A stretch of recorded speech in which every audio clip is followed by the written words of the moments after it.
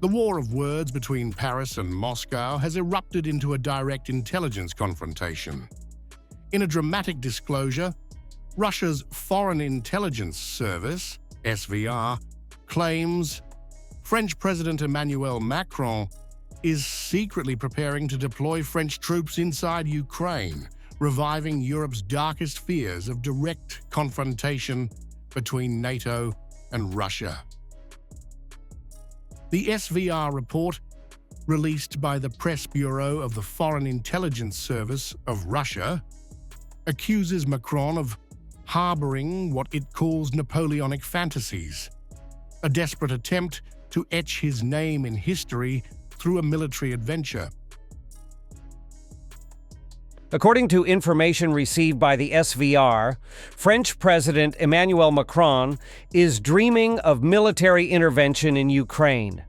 Having failed as a politician and despairing of leading the country out of its protracted socio-economic crisis, he has not given up hope of going down in history as a military leader. The Russian intelligence report alleges that on Macron's orders, France's general staff is preparing a military deployment of up to 2,000 soldiers and officers to Ukraine, the core of which will be made up of French Foreign Legion assault troops, many of them recruited from Latin American countries.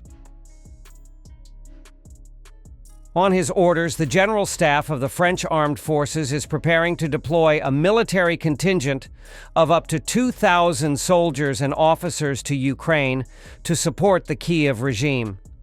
The core of the force will be French Foreign Legion assault troops, primarily from Latin American countries. The SVR further claims that these legionnaires are already positioned in Poland near the Ukrainian border, undergoing intensive combat training and receiving new weaponry and equipment.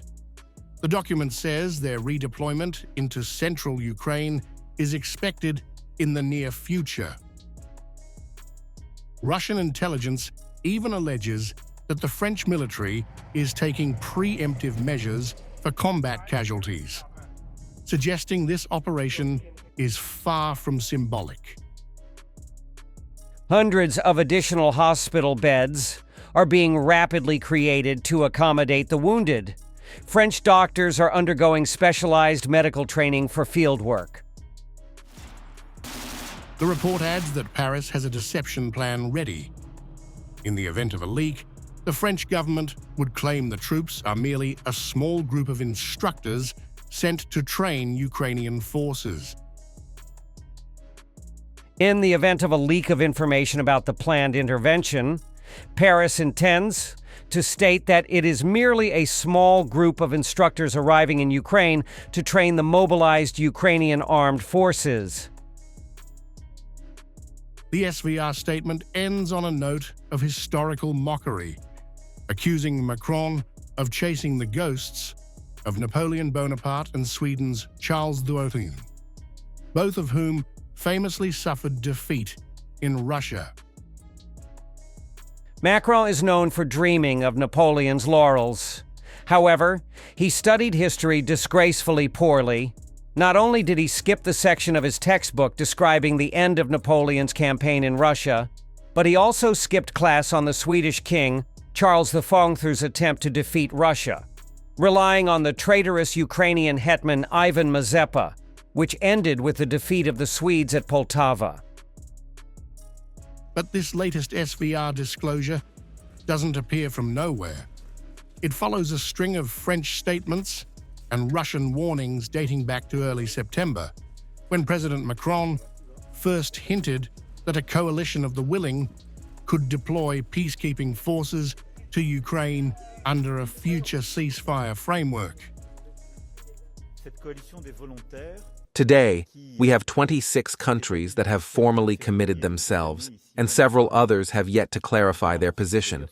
But 26 countries that have committed themselves to deploying troops in Ukraine as a reassurance force, or to being present on the ground, at sea, or in the air, to provide this reassurance to the Ukrainian territories and to Ukraine.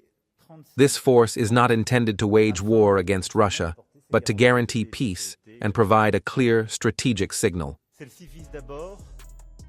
Just 2 weeks later, on September 17th, Russian Foreign Minister Sergey Lavrov responded sharply, warning that any European deployment inside Ukraine would be seen as an occupation, not peacekeeping.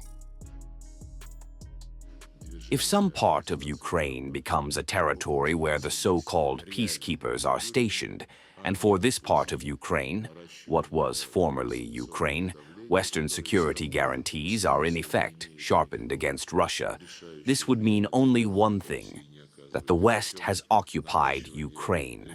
Europe is discussing sending its contingents to Ukraine, which will be considered legitimate military targets.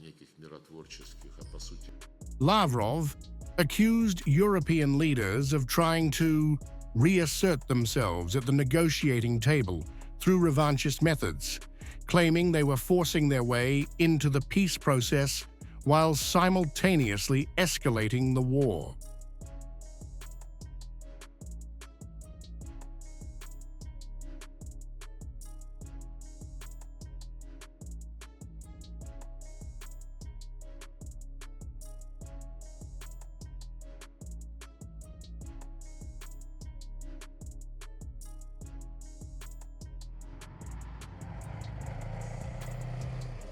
The time here in South European